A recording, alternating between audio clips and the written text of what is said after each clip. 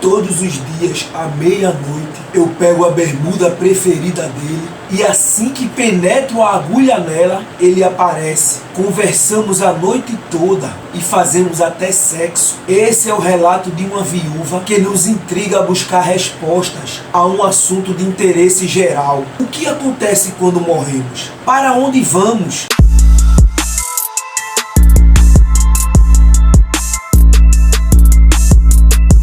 Abra sua Bíblia em Jó capítulo 7, versos do 8 ao 10. Tu me vês agora, porém não me verás mais. Olharás para mim, mas eu já terei desaparecido. Tal como a nuvem se desfaz e passa, aquele que desce à sepultura jamais tornará a subir. Nunca mais tornará a sua casa, nem o lugar onde habita o conhecerá jamais. 2 Coríntios capítulo 11, versos 14 e 15. E isso não é de admirar, pois até Satanás pode se disfarçar e ficar parecendo um anjo de luz. Portanto, não é nada demais que os servidores dele se disfarcem, apresentando-se como pessoas que fazem o bem, mas no fim eles receberão exatamente o que as suas ações merecem. Satanás e os demônios têm introduzido nas experiências humanas a ideia de poder relacionar-se com o além. Mas o que a Bíblia diz sobre isso? Gênesis capítulo 2, versos 16 e 17. E o Senhor Deus lhe deu esta ordem: de toda árvore do jardim comerás livremente, mas da árvore do conhecimento do bem e do mal não comerás, porque no dia em que dela comeres, certamente morrerás. Veja o capítulo 3, o verso 4. Então a serpente disse à mulher: é certo que não morrereis. Querido irmão e irmã, a partir de hoje, depois deste vídeo, você precisará escolher, primeiro, em quem vai acreditar: no Criador, que disse que morremos de verdade, ou na serpente, que até hoje diz acontecer qualquer coisa como consequência do pecado. Você reencarna, fica vagando, vira uma estrela, vai para o paraíso, ao purgatório, enfim. Não se preocupe, disse o diabo, tudo isso te darei, menos a morte. Segundo, e não menos importante, que voz a sua fará ecoar? Qual mensagem passarás adiante? O ser humano morre ou não morre? Gênesis capítulo 2, verso 7. Então formou o Senhor Deus ao homem do pó da terra, e lhe soprou nas narinas o fôlego de vida, e o homem passou a ser alma vivente. Veja o capítulo 3, verso 19. No suor do rosto comerás o teu pão, até que tornes a terra, pois dela foste formado, porque tu és pó, e ao pó tornarás. Salmos 146, verso 4. Sai-lhes o espírito, e eles tornam ao pó. Nesse mesmo dia perecem todos os seus desígnios. Eclesiastes capítulo 12, verso 7. E o pó volte à terra, como o era, e o espírito volte a Deus, que o deu. 1 Tessalonicenses capítulo 5, verso 23. O mesmo Deus da paz vos santifique em tudo, e o vosso espírito, alma e corpo sejam conservados íntegros e irrepreensíveis na vinda do nosso Senhor Jesus Cristo. Deus usou duas matérias-primas na formação da vida: o pó da terra e o fôlego de vida. Estes dois elementos resultam numa alma vivente. Portanto, temos o corpo, que é o pó da terra, o espírito, que é o fôlego de vida, ou o sopro de Deus, e a alma, que é o resultado da união destas duas. Ao morrer, o corpo volta a ser pó e a respiração volta para Deus. Sem essa junção, não há o resultado alma, ou seja, O que restou do ser vivo? Nada, não é? Qual a chance de você obter o resultado café com leite sem o leite ou sem o café? Para gerar uma alma vivente, o Criador se utilizou do pó e do fôlego. Foi ele quem decidiu assim. Não existe o resultado vida, não existe alma, não existe um ser pensante sem a junção desses dois componentes. Ao separar o pó da terra do fôlego de vida, o ser vivo volta a ser o que era antes de ser criado. Nada, não vai, nem está em lugar nenhum, deixa de existir. Acabou. Jó 38, verso 4. Onde estavas tu quando eu lançava os fundamentos da terra? Dize-me se tens entendimento. Salmos 104, verso 29. Se ocultas o rosto, eles se perturbam. Se lhes cortas a respiração, morrem e voltam ao seu pó. Eclesiastes capítulo 9, verso do 2 ao 6, em seguida ao verso 10. Pois a mesma coisa acontece com os honestos e os desonestos, os bons e os maus, os religiosos e os não religiosos, os que adoram a Deus e os que não adoram. A mesma coisa acontece com quem é bom e com quem é pecador, com a pessoa que faz juramentos e com a que não faz. A mesma coisa acontece com todos. E isso é o pior de tudo o que acontece neste mundo. O coração das pessoas está cheio de maldade e de loucura. E de repente elas morrem. Mas enquanto se vive neste mundo, existe alguma esperança. Porque é melhor ser um cão vivo do que um leão morto. Sim, os vivos sabem que vão morrer, mas os mortos não sabem nada. Eles não vão receber mais nada e estão completamente esquecidos.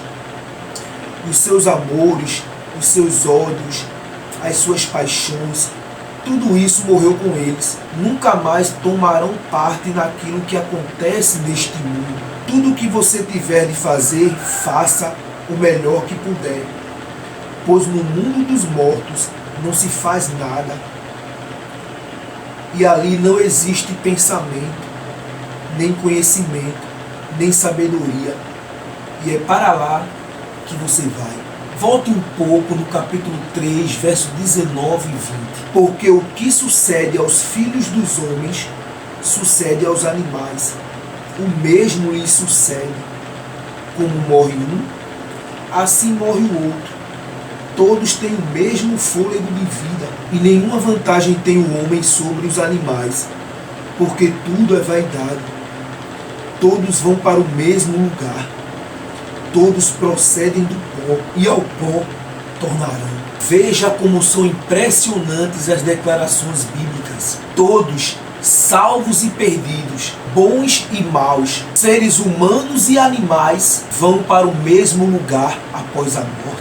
Não existe um espaço físico reservado para o bem ou para o mal. Toda espécie de vida terrestre, ao se deparar com a morte, encontra o seu fim. Game over. O salário do pecado é realmente a morte. Levítico 11, 46. Esta é a lei dos animais e das aves e de toda a alma vivente que se move nas águas e de toda criatura que povoa a terra. Ezequiel 18, verso 4. Eis que todas as almas são minhas, como a alma do Pai, também a alma do Filho é minha. A alma que pecar, essa morrerá. Romanos 5, verso 12. Porque assim como por um só homem entrou o pecado no mundo, e pelo pecado a morte, assim também a morte passou a todos os homens, porque todos pecaram. Gênesis 3, 17. E a Adão disse: visto que atendeste à voz de tua mulher, e comeste da árvore que eu te ordenara não comesses, maldita é a terra por tua causa. Em fadigas obterás dela o sustento durante os dias da tua vida. 1 Timóteo 6,16. O único que possui imortalidade, que habita em luz inacessível, a quem homem algum jamais viu, nem é capaz de ver. A ele a honra e poder eterno. Amém. Todos os seres vivos da terra têm a mesma composição: corpo, que é o pó, espírito, fôlego de vida, e alma, o resultado da união desses dois elementos. São todos perecíveis. Só Deus é imortal. A vida está ligada a Ele, e todo o que dele se afasta pelo pecado morrerá, até o diabo e seus anjos. 1 Coríntios 15:24. E então virá o fim, quando ele entregar o reino ao Deus e Pai, quando houver destruído todo o principado, bem como toda a potestade e poder. 1 João 5, versos 11 e 12. E o testemunho é este, que Deus nos deu a vida eterna, e esta vida está no seu Filho. Aquele que tem o Filho tem a vida. Aquele que não tem o Filho de Deus não tem a vida. João 3, 15 e 16. Para que todo o que nele crê tenha a vida eterna. Porque Deus amou ao mundo de tal maneira que deu o seu Filho unigênito, para que todo o que nele crê não pereça, mas tenha a vida eterna. Gênesis 3, versos 22 e 24. Então o Senhor Deus disse o seguinte: agora o homem se tornou como um de nós, pois conhece o bem e o mal. Ele não deve comer a fruta da árvore da vida e viver para sempre. Deus expulsou o homem, e no lado leste do jardim pôs os querubins e uma espada de fogo que dava voltas em todas as direções. Deus fez isso para que ninguém chegasse perto da árvore da vida. Só Deus é eterno e imortal. Os anjos do céu, os humanos ou qualquer outra criatura pode ter a vida eterna se estiver ligado à sua fonte, que é Cristo. João 11, 11 ao 14. Isto dizia e depois lhes acrescentou: nosso amigo Lázaro adormeceu, mas vou para despertá-lo. Disseram-lhe, pois, os discípulos: Senhor, se dorme, estará salvo. Jesus, porém, falara com respeito à morte de Lázaro, mas eles supunham que tivesse falado do repouso do sono. 1 Coríntios 15, 51. Eis que vos digo um mistério: nem todos dormiremos, mas transformados seremos todos. A morte para Jesus, e de acordo com o Novo Testamento, é um sono. Sabe quando dormimos sem sonhar? Pois é, não temos noção de tempo nem espaço. Você já desmaiou? É um estágio de completa inconsciência, não é mesmo? Assim é a experiência de quem morre. Lucas 16, 19 ao 31.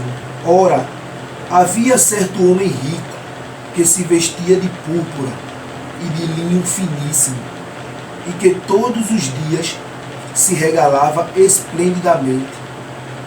Havia também certo mendigo, chamado Lázaro, coberto de chagas, que jazia à porta daquele, e desejava alimentar-se das migalhas que caíam da mesa do rico. E até os cães vinham lamber-lhe as úlceras. Aconteceu morrer o mendigo e ser levado pelos anjos para o seio de Abraão. Morreu também o rico e foi sepultado. No inferno, estando em tormentos, levantou os olhos e viu ao longe a Abraão e Lázaro no seu seio. Então, clamando, disse: Pai Abraão, tem misericórdia de mim, e manda a Lázaro que molhe em água a ponta do dedo e me refresque a língua, porque estou atormentado nesta chama. Disse, porém, Abraão: Filho, lembra-te de que recebeste os teus bens em tua vida, e Lázaro igualmente os males. Agora, porém, aqui ele está consolado, tu em tormentos. E além de tudo, está posto um grande abismo entre nós e vós, de sorte que os que querem passar daqui para vós, outros, não podem, nem os de lá passar para nós. Então replicou: Pai, eu te imploro que o mandes à minha casa paterna, porque tenho 5 irmãos, para que lhes dê testemunho, a fim de não virem também para este lugar de tormento. Respondeu Abraão: Eles têm Moisés e os profetas, ouçam-nos. Mas ele insistiu: Não, pai Abraão, se alguém dentre os mortos for ter com eles, arrepender-se-ão. Abraão, porém, lhe respondeu: Se não ouvem a Moisés e aos profetas, tampouco se deixarão persuadir, ainda que ressuscite alguém dentre os mortos. Há quem se utilize dessa passagem bíblica para anunciar um espaço físico chamado inferno, de tortura e tormento, que seria o lar eterno dos perdidos. Observe que a passagem trata de uma parábola, e uma parábola é uma maneira simbólica usada tantas vezes por Cristo para trazer lições. Jesus vem tratando de uma série delas: a da ovelha perdida, a da moeda perdida, filho pródigo, administrador infiel. Se uma parábola retratasse plenamente a realidade, Jesus veio morrer pelas ovelhas e não por seres humanos, ou não passaríamos de moedas perdidas. No caso da parábola do rico e do mendigo, se fosse uma descrição literal, então teríamos alguns problemas. Primeiro, se os salvos vão para o seio de Abraão logo após a morte, os que viveram antes do pai da fé, para onde foram quando morreram? Segundo, é Abraão quem resolve as coisas por lá no paraíso e não Cristo? E que paraíso é este que ficaremos eternamente vendo e ouvindo parentes e amigos gemendo e sofrendo sem pausa? Tá mais para um meio inferno para todos, não acha? As pessoas estariam indecisas por lá, desejando por vezes ir para o lado oposto. Esta parábola busca ensinar justamente que as chances de salvação existem enquanto estamos em vida. Apocalipse 20, versos 5 ao 10. Os restantes dos mortos não reviveram até que se completassem os 1000 anos. Esta é a primeira ressurreição.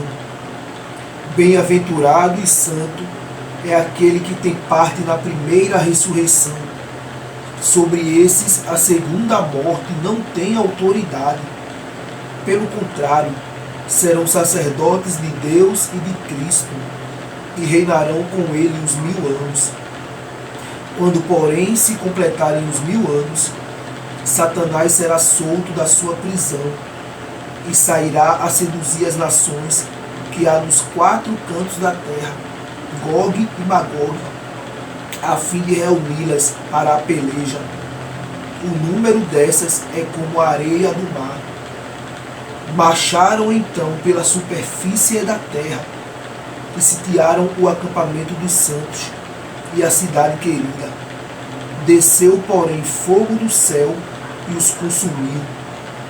O diabo, o sedutor deles, foi lançado para dentro do lago de fogo e enxofre, onde já se encontram não só a besta, como também o falso profeta, e serão atormentados de dia e de noite, pelos séculos dos séculos. Veja o verso 14 e 15. Então a morte e o inferno foram lançados para dentro do lago de fogo. Esta é a segunda morte, o lago de fogo. E se alguém não foi achado inscrito no livro da vida, esse foi lançado para dentro do lago de fogo. Veja ainda o capítulo 21, verso 8. Quanto, porém, aos covardes, aos incrédulos, aos abomináveis, aos assassinos, aos impuros, aos feiticeiros, aos idólatras e a todos os mentirosos, a parte que lhes cabe será no lago que arde com fogo e enxofre, a saber, a segunda morte. A morte é o fim da linha da existência, e os que não aceitaram a Cristo morrerão 2 vezes, pois o lago de fogo e enxofre é a segunda morte, ou seja, a destruição e o desaparecimento eterno de todos os que escolheram o lado do mal. Satanás, seus anjos, o pecado, as desgraças e todos os perdidos derreterão. 2 Pedro 3, versos 10 ao 12. Porém, o dia do Senhor chegará como um ladrão. Naquele dia, os céus vão desaparecer com um barulho espantoso, e tudo o que há no universo será queimado. A terra e tudo o que existe nela vão sumir. Sabendo que tudo isso vai ser destruído assim, então que tipo de gente vocês precisam ser? A vida de vocês deve ser agradável a Deus e dedicada a Ele, esperando a vinda do dia de Deus, e façam o possível para que venha logo.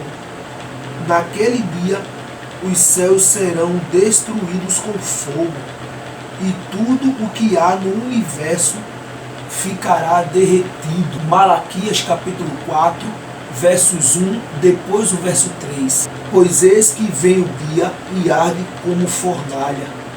Todos os soberbos e todos os que cometem perversidade serão como o restolho. O dia que vem os abrasará, diz o Senhor dos Exércitos, de sorte que não lhes deixará nem raiz nem ramo. Pisareis os perversos, porque se farão cinzas debaixo das plantas de vossos pés, naquele dia que prepararei, diz o Senhor dos Exércitos. 2 Tessalonicenses capítulo 1, versos 7 ao 9. E a vós outros que sois atribulados, alívio juntamente conosco, quando do céu se manifestar o Senhor Jesus, com os anjos do seu poder, em chama de fogo, tomando vingança contra os que não conhecem a Deus e contra os que não obedecem ao Evangelho de nosso Senhor Jesus.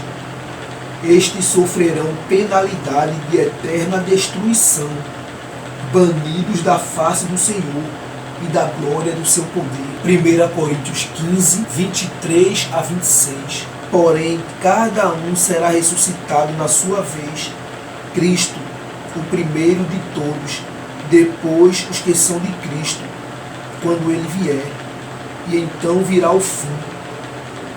Cristo destruirá todos os governos espirituais, todas as autoridades e poderes, e entregará o reino a Deus o Pai. Pois Cristo tem de reinar, até que Deus faça com que ele domine todos os inimigos. O último inimigo que será destruído é a morte. Judas 7. Lembrem dos moradores de Sodoma, de Gomorra e das cidades vizinhas, que agiram como aqueles anjos e cometeram imoralidades e pecados sexuais. Eles sofreram o castigo do fogo eterno, o que é um aviso claro para todos. Os moradores de Sodoma e Gomorra receberam a punição do fogo eterno. A pergunta é natural: estas cidades ainda estão queimando? É claro que não. Aí você deve estar se perguntando: mas se a morte é o fim, e os salvos? Qual a esperança para quem aceita Jesus? 1 Coríntios 15, 12 a 14. Ora, se é corrente pregar-se que Cristo ressuscitou dentre os mortos, como, pois, afirmam alguns dentre vós que não há ressurreição de mortos? E se não há ressurreição de mortos, então Cristo não ressuscitou. E se Cristo não ressuscitou, é vã a nossa pregação e vã a vossa fé. Veja os versos 16 ao 19. Porque se os mortos não ressuscitam, também Cristo não ressuscitou. E se Cristo não ressuscitou, é vã a vossa fé, e ainda permaneceis nos vossos pecados. E ainda mais, os que dormiram em Cristo pereceram. Se a nossa esperança em Cristo se limita apenas a esta vida, somos os mais infelizes de todos os homens. Aleluia! Glória a Deus! Repita comigo, irmão. Aleluia! Glória a Deus! Amém? O salário do pecado foi e é de fato a morte. Mas Cristo, que não pecou, mereceu a vida, ressuscitando e garantindo-a àqueles que crerem nele e aceitarem os méritos de sua obediência. Amém? Louvado seja Deus por Jesus, não é mesmo? Ei, você aí, você mesmo, toque em seu rosto agora, nos seus braços. Você não é um espírito, você é real, é você mesmo quem ressuscitará para a vida eterna se morrer em Cristo. Não tem essa de um espírito fora do corpo. A vida, a consciência, o entendimento, o sentir e o viver é uma situação completa. Nos abraçaremos e viveremos no reino físico e real que Deus nos dará por meio de Cristo. Lucas 24, 39 a 43. Falavam ainda estas coisas quando Jesus apareceu no meio deles e lhes disse: Paz seja convosco. Eles, porém, surpresos e atemorizados, acreditavam estarem vendo um espírito. Mas ele lhes disse: Por que estáis perturbados? E por que sobem dúvidas ao vosso coração? Vede as minhas mãos e os meus pés, que sou eu mesmo. Apalpai-me e verificai, porque o espírito não tem carne nem ossos, como vedes que eu tenho. Dizendo isto, mostrou-lhes as mãos e os pés.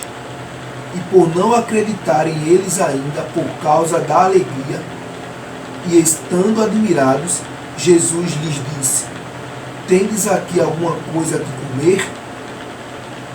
Então lhe apresentaram um pedaço de peixe assado e um favo de mel, e ele comeu na presença deles. 1 Coríntios 15, 35 a 55. Mas alguém dirá: Como ressuscitam os mortos? E em que corpo vem, insensato? O que semeias não cresce, se primeiro não morrer. E quando semeias, não semeias o corpo que há de ser, mas o simples grão, como de trigo ou de qualquer outra semente. Mas Deus lhe dá corpo como lhe aprouve dar, e a cada uma das sementes o seu corpo apropriado.